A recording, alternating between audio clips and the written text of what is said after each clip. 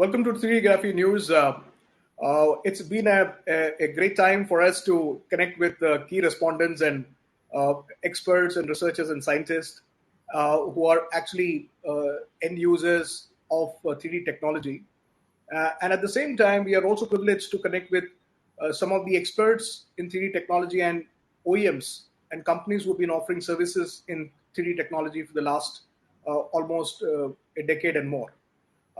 Here I am privileged to invite Mr. Deelip Menezes, who is the MD with the 3D Systems in India, somebody who has really worked hard in the course to educate and also see that how we can see that the technology gets its due recognition in the country, and also being able to set up many reseller partners to see that how the technology can proliferate. Before that, let me quickly talk about 3D Graphy News. 3D Graphy is a platform engaging respondents from various different sectors and industry. And we also very strongly believe that a communication module and a platform is very, very important on an ongoing basis. Though we've been doing a lot of initiatives and events, we've done almost 43 events in the last 8 years. It was important that it all can be cohesively worked on a single platform, which is an online platform, because that's more faster. We've seen the experience in the last 2.5 years in this COVID times. Digital has been the course for engagement and education and transacting and translating to business. So 3D Graphy would actually cover 3D technologies by at large, covering 3D printing, 3D scanning, 3D simulation, software, visualization, which is an important aspect now that being taken into consideration when it comes to AR and VR.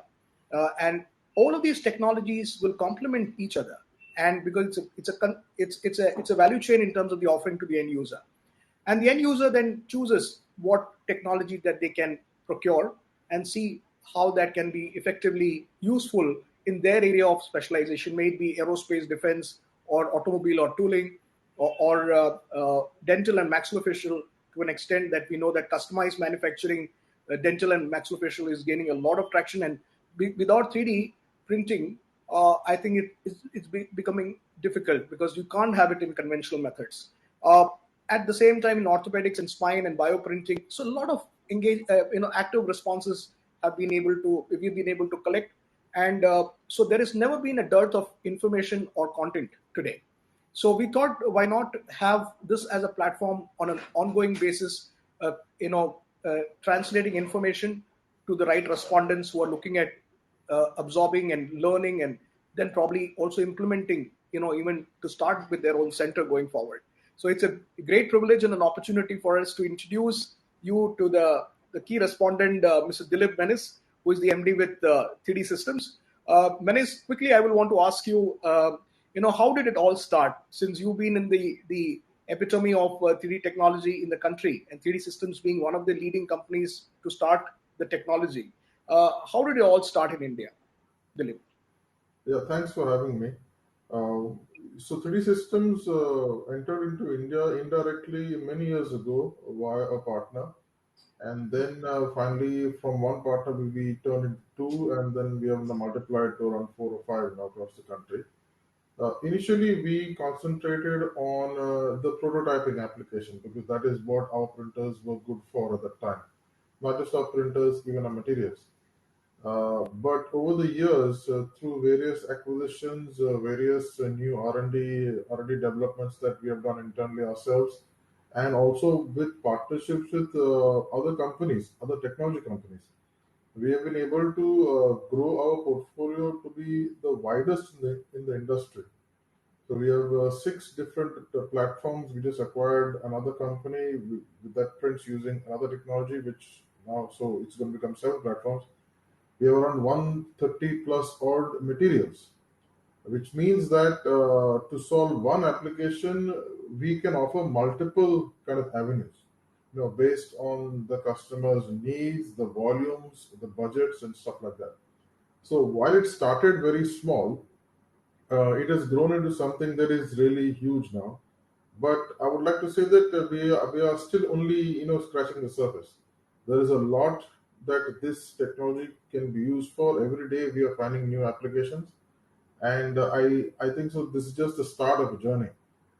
In terms of, where India stands, we are quite behind when it comes to what our competitors in US and Europe are doing.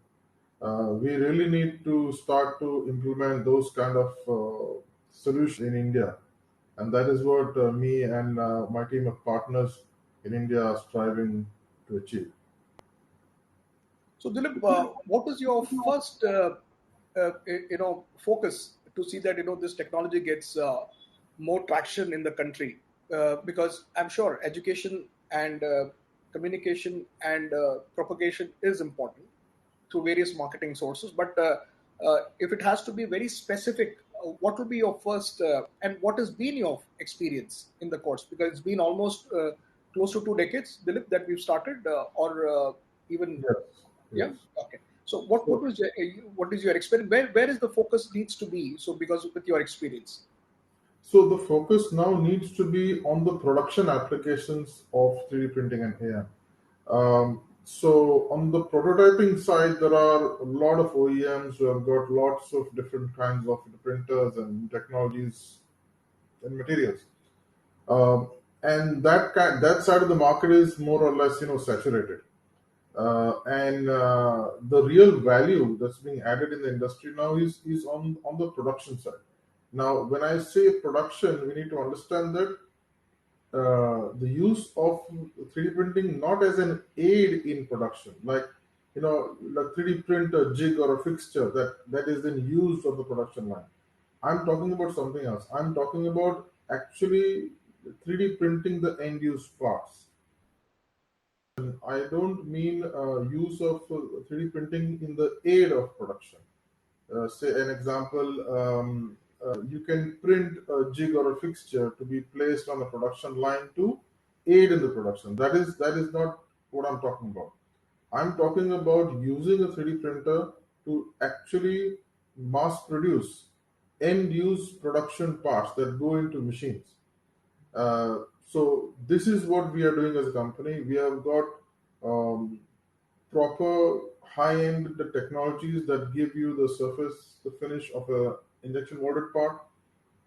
We have got materials that are environmentally stable. It means they don't bend and turn hard and brittle and break over time. So these are like proper end-use parts, and those are coming out from our printers now. So where we differentiate ourselves from the competition is on this side of the business.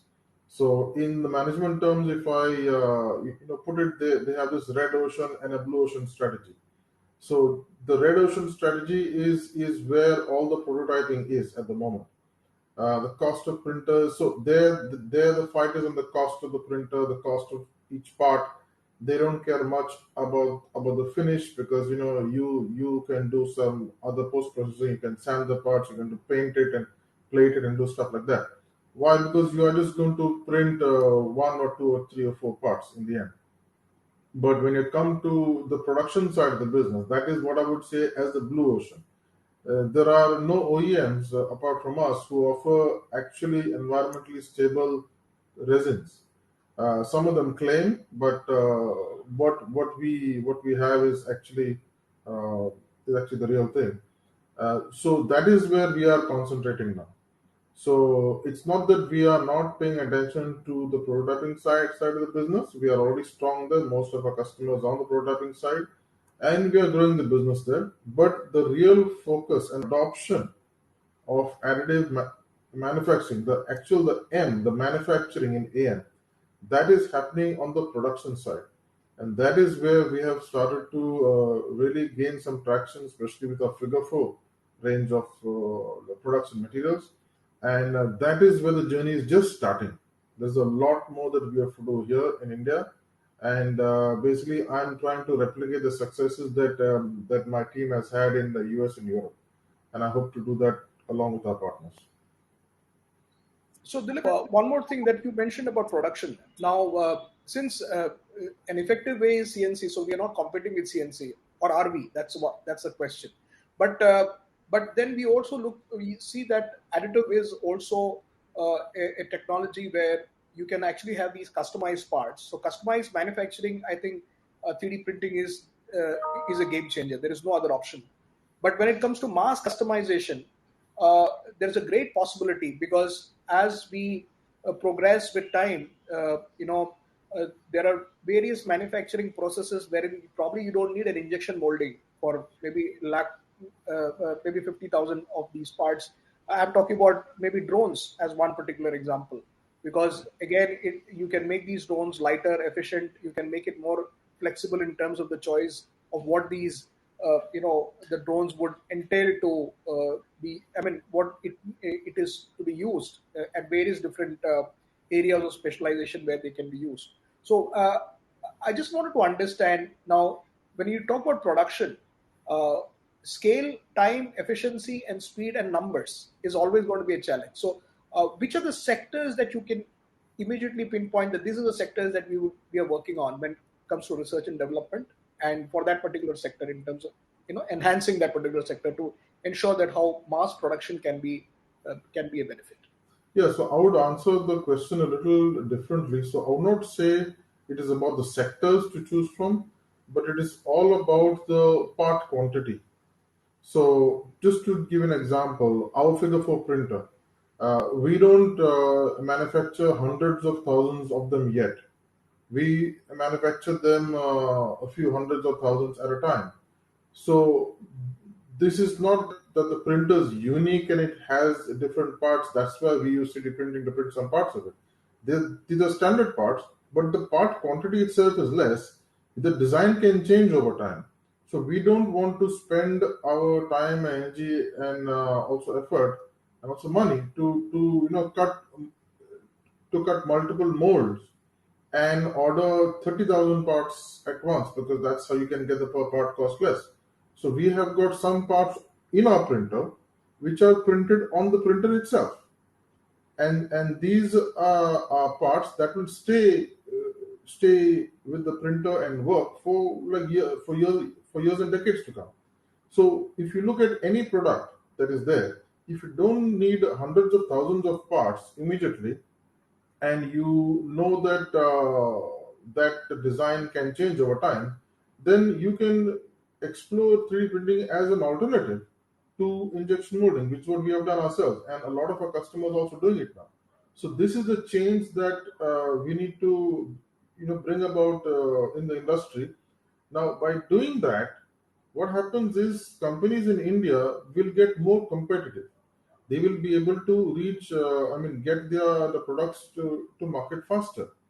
Because if you're competing with somebody in Europe or China on a product, and you are going to take 6 months to come up with a full-fledged kind of a product, by the time you find that and you leave that out of the market, some like design changes will happen, and then you have to retool everything again. So you're basically missing the bus, and that is what is happening in India at the moment. As we move towards uh, the Prime Minister's Atmanirbhar initiative and try to implement that, this is very, very, very important, because we can be Atmanirbhar only if we have control over our supply chains.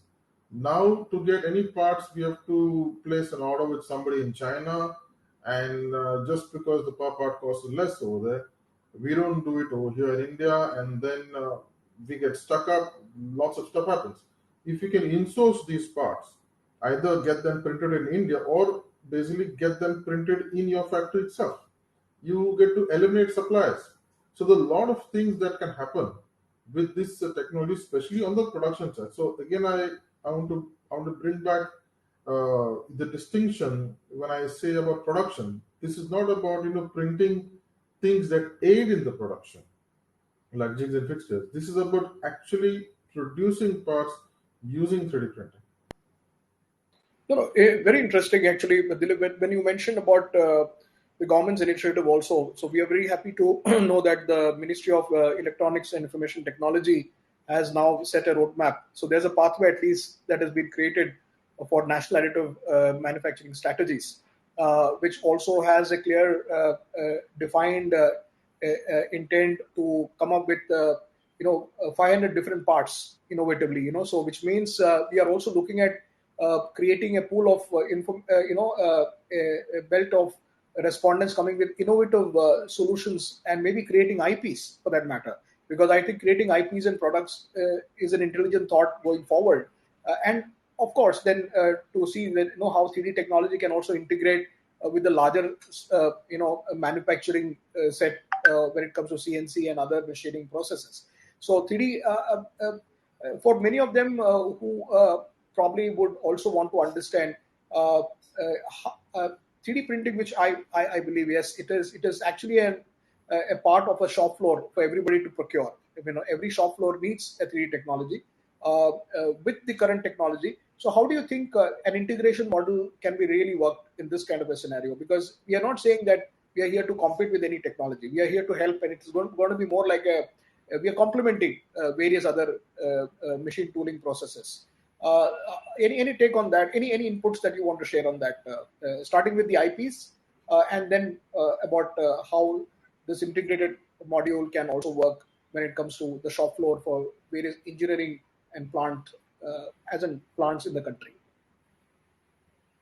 Yeah, you raised a very important point about IP, and that is very, very crucial in our Atmanirbhar in a journey. So, say there's a startup in India, they come up with something really nice, a really innovative kind of product. They use the best of the technologies to prototype it here and do their testing and everything. Then finally, just because of low cost of the production, they are forced to outsource it to a company outside India. And there are many countries outside India which specialize in the production, and we know that they are not very respectful of the IP rights. What we don't want is we give out our designs and then lead these companies to directly make copies of these products. And we know that's already happening. So when we start to in-source our production, which is where I like to push AM a lot, that will solve a lot of our IP problems that we have. Of course, we will not solve the problem completely. There will always be unscrupulous companies which will reverse engineer products and do all that. But at least we don't give them the stuff on a platter. And this is very important because when it comes to things of national importance, especially on the defense side, uh, certain like designs are not allowed to be even seen by citizens of another country. Uh, so we need that kind of rigor and that kind of a mindset for other products as well, because those are also of national importance.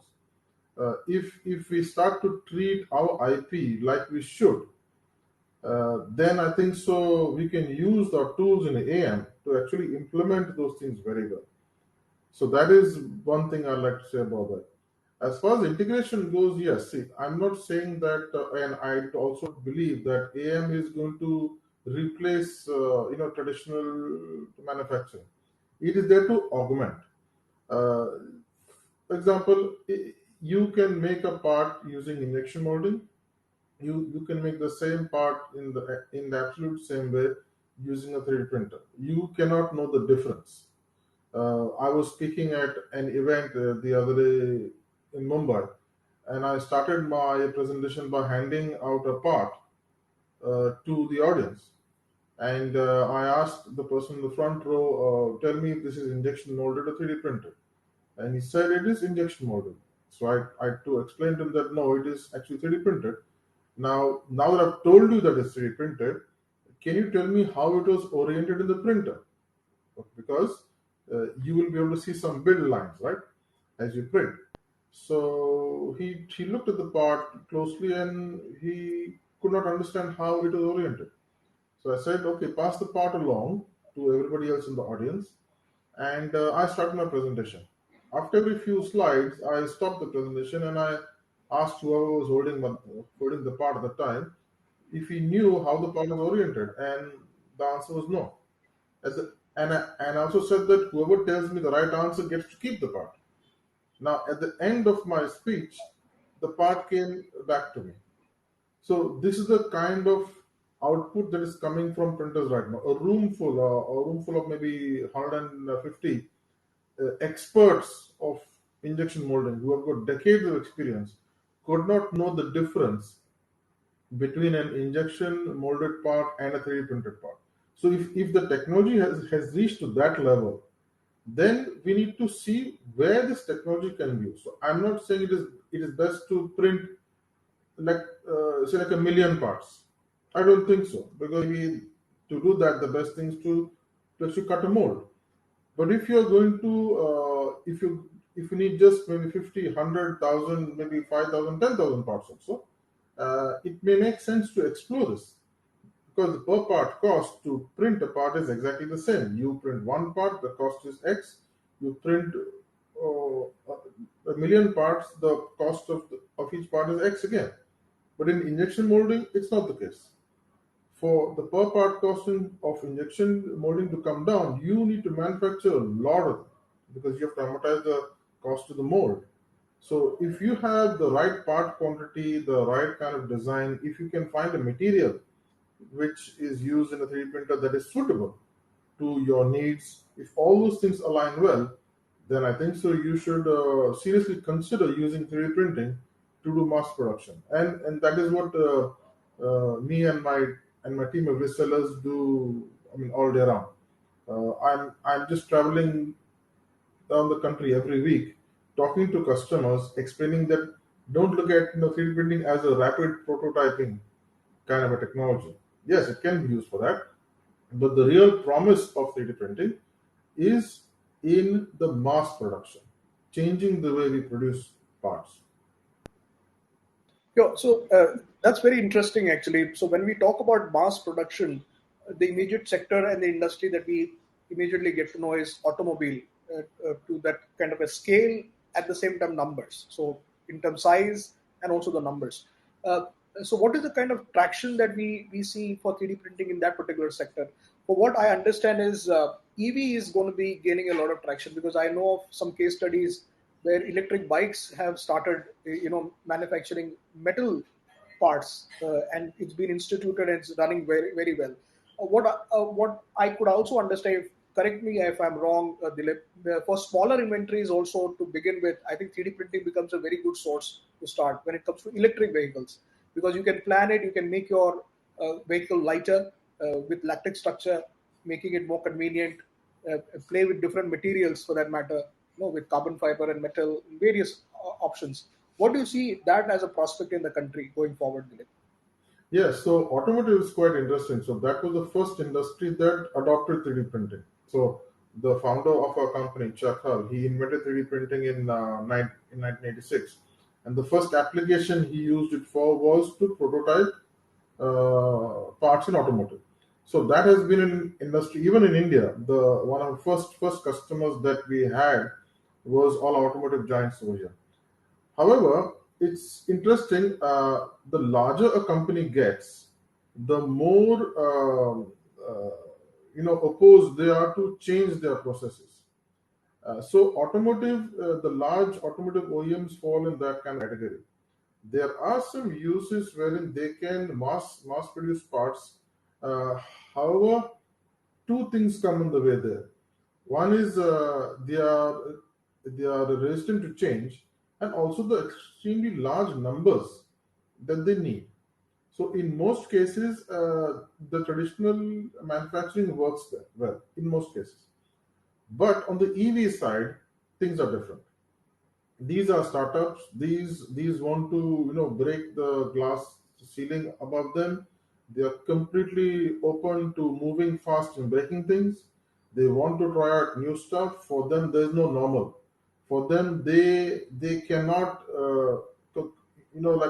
they can't compete at the big boys table because they don't have the money of the big boys. They don't have the scale of the big boys. But they need to get there at some point in time. So they are very open to trying things like that. So for them, for EVs, their part quantity is less at the moment.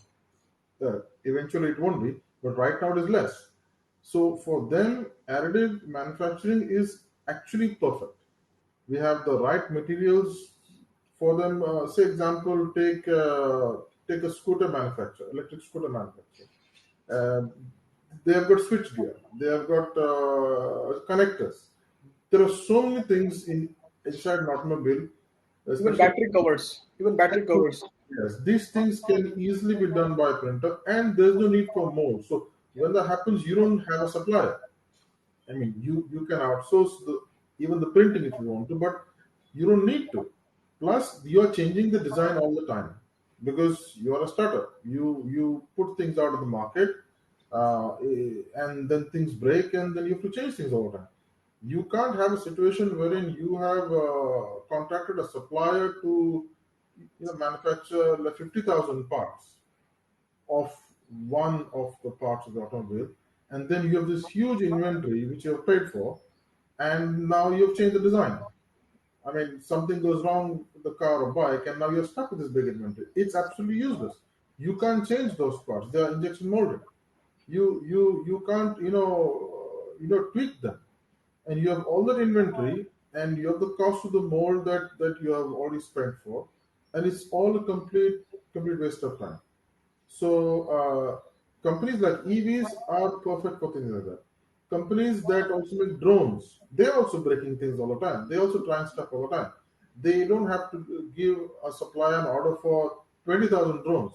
No, because they are still trying to find their place in the market, and they are still building things.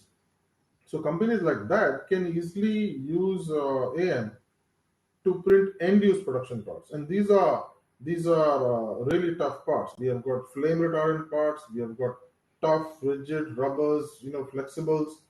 We have got different kinds of materials, and so these industries and industries like that are quite open to things like this. Also, healthcare startups. So companies that make handheld say devices to do testing of say this or that or the other. They are also starting out new. They don't want to have they don't want to be bogged down by large amounts of inventory. They are changing their designs all the time. The number of say products they want to put out in the market as a first batch is less, maybe 500, hand it out to a few doctors, hand it out to a few hospitals. They don't need to go into tooling. They can easily use AM for these kind of applications. So yes, AM can be used across different sectors, across different applications, and the more materials we come up with, the number of applications just increase. So I mentioned earlier that we just in our company we have around 130 plus materials. Now we didn't start out by saying, okay, let's build all these materials and then start the company. No, the we started with a few materials, but based on what our customers were doing with our products and failing, we came to know, okay, this is a nice application. This needs this kind of a material, so let's engineer it.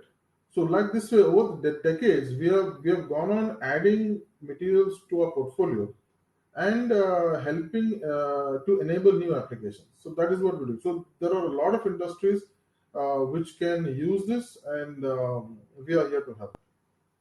So it's a very ample of opportunities that we have. As we mentioned about drones or various these small inventory companies, they come with a lot of enthusiasm to set up their company with a choice in hand. I also know of companies who have all they don't have a tool room.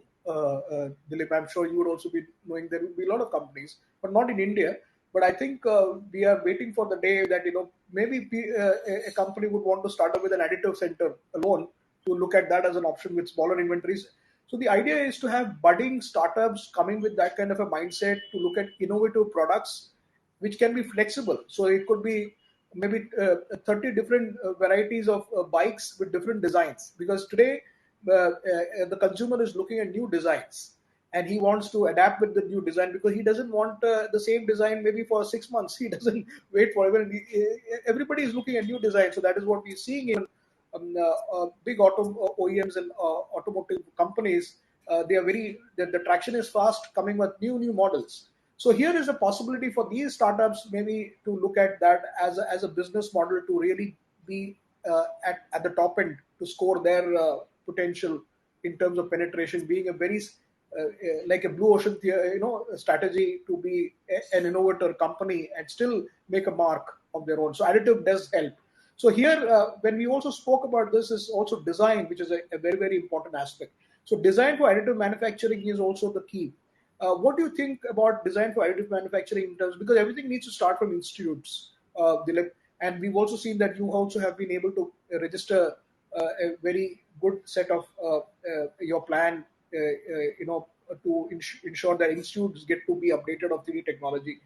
Any share of experience that you want to make on that subject? Because it all starts with education, and design for additive manufacturing needs to be understood by new aspirants going forward. So, what is your take on that? What is your experience, and what is your current working on that?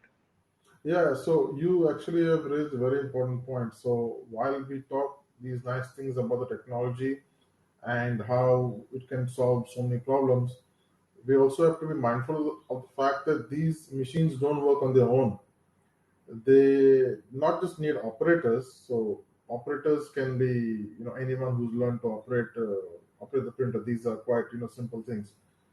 But they also need designers and people who understand what the what these machines are capable of. So for there comes the need for education. So we have our customers who are complaining to us in India that, okay, you are handing me all these nice things, but hand me people as well, because I cannot get trained manpower to come and use operators. I'm quite active and quite passionate actually about pushing this technology, or at least the awareness of it and the training of it into education institutes. We have recently partnered with Tata Technologies, which has taken a very nice and comprehensive look towards upgrading the ITIs in India across different states. So 150 ITIs in the state of Karnataka are being upgraded with the latest technologies, and I'm talking about robotics, Industry 4.0 kind of thing, CNC machines, and also a 3D printer. So they are a 3D printing a partner, and so what this means is that 150 locations in Karnataka will have our figure four and a curriculum that will be imparted into these ITIs. So thousands and hundreds of thousands of kids will graduate from these ITIs with the knowledge of how to use a robot, how to use a 3D printer, how to design parts for it, how to post process. And these kids are then going to go out into the industry. So I have a different take on this. Normally, what happens is education institutes send their students into industry normally at the last year or the last kind of semester for them to get experience. So that when they graduate, they will be kind of useful in the industry. I have a different take on that. I wish that they go out in the industry and educate the industry. I want them that when they go for the internship into, say, a factory, while they're still studying, I want them to go and tell the head of R&D, head of production, or their immediate boss that why are we making a mold for this? Uh, I've learned about this nice printer called, say, the Figure 4 with all these nice kind of materials which we use in our institute, and we are making MBS production parts for so and so company. Why aren't we doing this? And so I actually hope that these kids will go out and spread the news. They will get the experience, obviously, but this is where we have to go. So as a company, 3D Systems is very, and me personally also, extremely driven to push this into education, because that is where this whole thing starts. Right now, the challenge that we face, that me and my partners, when we travel across the country, and faces, we speak to individuals, very responsible, very accomplished people in the industry, trying to change their mind, trying to open their mind, not change their mind, trying to open their mind to look at different things. And in most cases, they are extremely resistant to change. That is directly impacting the adoption. And when that happens, so there's only so much that we can push. But in a few years from now, in our country, there'll be hundreds and thousands of kids who are going to join these same companies, and they will be like a brand ambassadors. And this is not just about increasing our sales. Yes, of course, one positive outcome is that we may be able to sell more printers. But the point is that companies in India will be able to use these new technologies and actually compete in the global market, which Very is true, Dilip. Very well said. Very well said, Dilip. Strongly believe in this. I think it's a very good concept that needs to be activated through institutions going forward, so that they can also experience, they can come up with their ideas, because young minds have blown up with ideas because they're very fast thinkers. For certain, what we see of mid of age, very less that you find that kind of a passion in the older age groups, because they have a set mindset, because they would have gone through experiences, because nobody probably would want to take that risk. But somebody comes with that kind of a zeal, with that young blood, and wants to come up with their solutions. Yeah, there are plus and minuses, but I think we need to use these resources for productivity going forward, because they are the ones who are going to be the future. They need to make decisions. So I think 3D printing comes with that kind of a background, or when it comes to design for manufacturing also, because you need to think broadly, with an idea of creating new venture probable ideas to create companies. So we are also talking about entrepreneurship going forward. That is also our government's key intent. So I think for all these, I think 3D technology has a great future, because it really complements that particular expectations. yeah. Yeah, If I Dilip, you may, wanted to talk about it. Yeah, you yeah, wanted to say if I something. may just add another point to the point I made earlier. Yeah. So I'll just show you this part. This is a phone stand, okay, uh, and this is printed on our old FDM printer, which is like 9+ years old. The design is made by my son when he was in the eighth standard. Okay, and it was printed on a IBM printer at home. Now the important thing which I'm trying to explain is that I gave him only two rules. I said uh, the face should not be less than 45 degrees, and because if it is, then you have to add supports. And I said that if it is a horizontal or it is less than that, it should not be more than 10 mm long. So the extruder can pull a thread of say plastic, but it can't pull for too long because it will sag. These are the only two rules I gave to an eighth standard kid. Okay, and he came up with this design. Amazing. It has got no supports, Amazing. and he printed it like first time, and it was perfectly all right. The only horizontal part is over here, if you see here and here, and that is another less than the 10 mm. This part he actually curved it up. Now the thing is that if a kid who has got no engineering degree or formal training in drawing or anything in the eighth standard can do something like this, Exactly.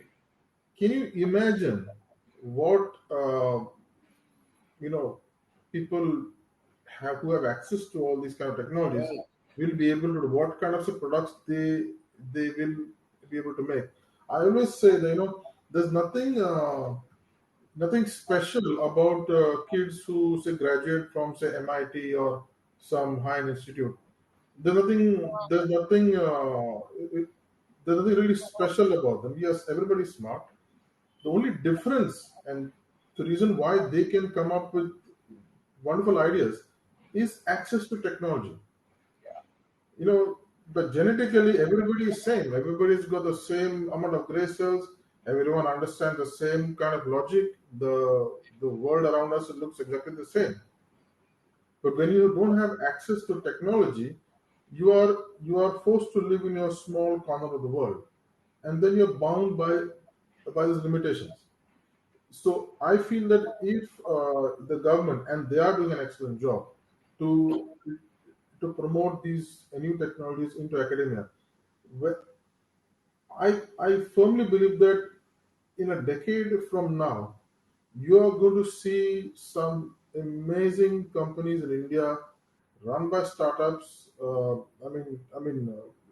startups running some amazing programs and products. We can only see this. We can already see this in the aerospace industry right now in India. They are just opening their arms to metal 3D printing. They are not even looking at anything else right now because they are saying, look, we need to be different. We need to adopt the latest stuff.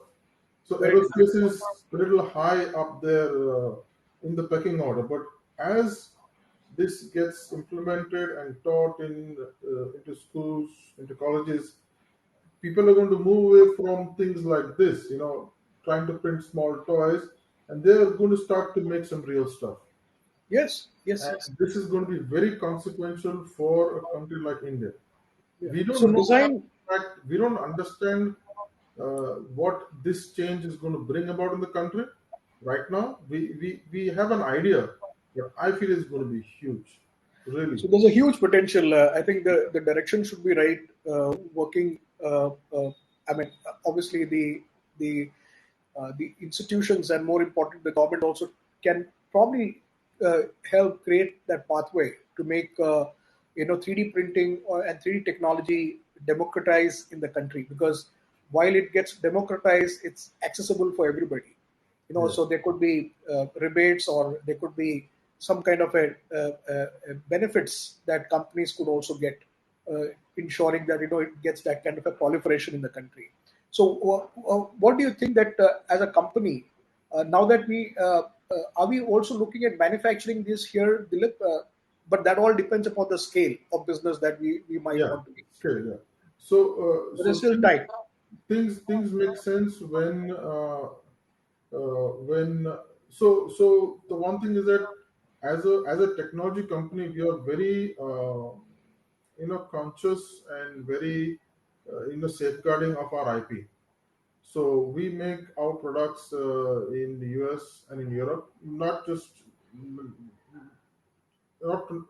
not for the reasons such, but the quantities itself are less at the moment. We engineer our materials also in the same places, but that is not to say that we will not manufacture these locally. When the adoption becomes huge, that is when I think so we will be able to start to think about things like that. So, one final take on, I mean, one final thought with your closure, Dilip. What is that you would like to see on an immediate front for this technology to grow in the country? Uh, Immediately, I would like to see the government step in and take some very hard policy decisions. Look, there's only so much that a company like mine and our competitors and our peers in India can do. So we are trying to push from down. Okay, what we need is say initiatives like what Tata Technologies is doing in Karnataka and also now other states. The push is coming from the top, and the impact that the government can have in that way is a million times more than what a small company like us can do. So we have a program wherein we have a curriculum. We can offer a figure food to an institute, and we have a trainer program. We have all those things already in place. So we are trying to push that on ourselves. Uh, but when a large government organization like a state government or say like a central government takes a strategic decision to build manpower, to stir the pot of innovation, to start centers of excellence wherein these startups can come and try out their stuff. They get advice from people in the industry. All those things, when they start to build that ecosystem, the impact that can happen is huge. So a nice example is China. Actually, that is how that country has grown leaps and bounds in such a short time. What the West took centuries to do, they have just done in 2 3 decades. They have turned into manufacturing like a powerhouse. There's nothing much different between the people who live in China and the people who live over here. The people are hardworking. We are hardworking. They are also hardworking. They have got huge aspirations. They also were from a rural area, and they moved from say farming into industrial. We are doing the same thing. The difference is the role the government has played, and I really hope that the government can start to take some bold decisions. We are always there to help and to guide and to advise and play a small role if you have to. But that's the immediate consequential thing that can happen, and the change you don't need for years to have to go by and then see the change. The change can happen immediately. I mean, or if you just set up one place wherein a startup can go and have access to different kind of technologies and advice, uh, they can come up with a product in 4 months. They can go to market in like 6 months. They can go all out exporting in a year. That can happen. Yeah.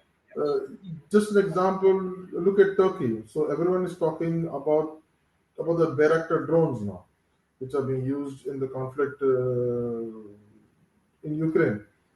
That is just the brainchild of one family, one guy uh, called Bayraktar, and now his two sons actually are running the show. But that one person came up with this idea. He, he pushed it along, and now a full country like Turkey, is a powerhouse in drones. So just the access of one guy to all these things and his vision could change the way somebody looks at Turkey. So when you look at say Turkey now from military standpoint, you say yes, drones, and they are like good at it.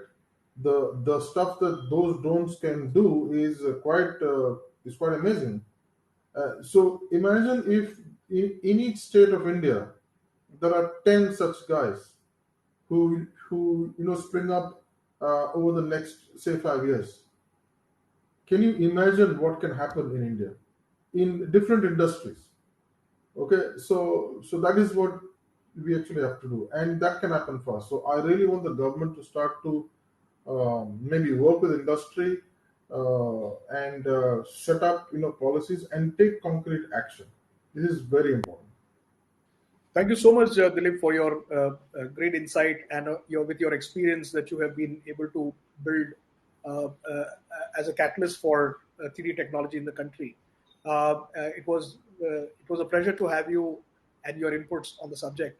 And I hope that all these areas also been covered. I think you mentioned with your last thought that government should also take the initiative, but I think government is already. I think the pathway is already set now Yes. with the Ministry of Electronics and Information also taking that lead.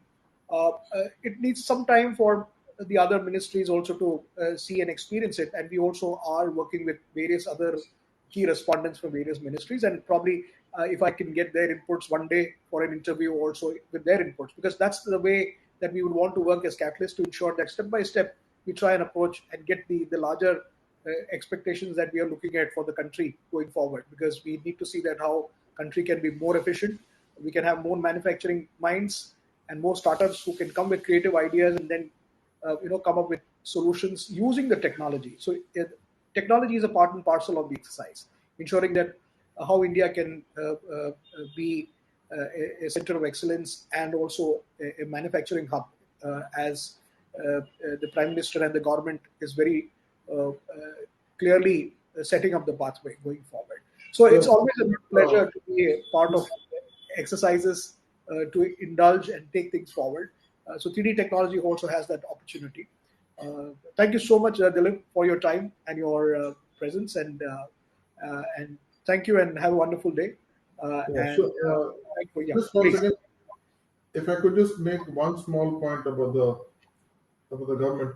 Uh, the one thing which I've noticed, and that's really a breath of fresh air, as I've been working with the different state governments and also the central, um, the bureaucracy in India right now has completely changed.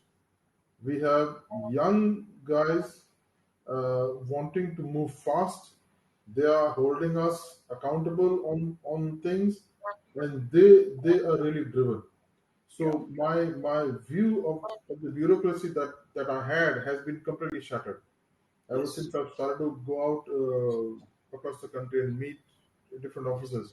They are really what are so the government has the right vision, but the guys who are down the implementing it are the perfect fit. So I'm Yes. feeling extremely positive about this whole thing. Yeah, and they're also coming with very good technical and technological. They've also been able to absorb technology. I know Yes. there are many of these respondents also as officers who have understood technology, and many of them who also I know they've also been a part of their engineering. They've also accepted learnings in engineering and technology and various areas of specialization. So with IIS that they've been able to continue and then come as key respondents, in the government Mm. centers. So I think, yeah, you're right, Dilip. I think the pathway is set, and I think we look forward to a bright future. Everybody looks forward to. So positively, we work towards it, and I'm sure it's the right time that we are all in with this technology going forward. And thank you so much, Dilip, for your time. And also, I'm sure with this interview, there'll be a lot of learnings for many of them who would also be a part of this in terms of what we would probably want to do is disseminate this information on an ongoing basis so that we are not left with, so there is no gap. So it should be an ongoing communication going forward so that we are not waiting for the next. But yes, I strongly believe that we need to grab technologies faster so that the implementation is faster so that it can be ideated well for the larger interest for individual startups and also largely for the country. Thank you so much, and it was nice connecting with you, Dilip. Thank you so much. Have a Yeah, wonderful thanks day. for having me. Thanks a lot.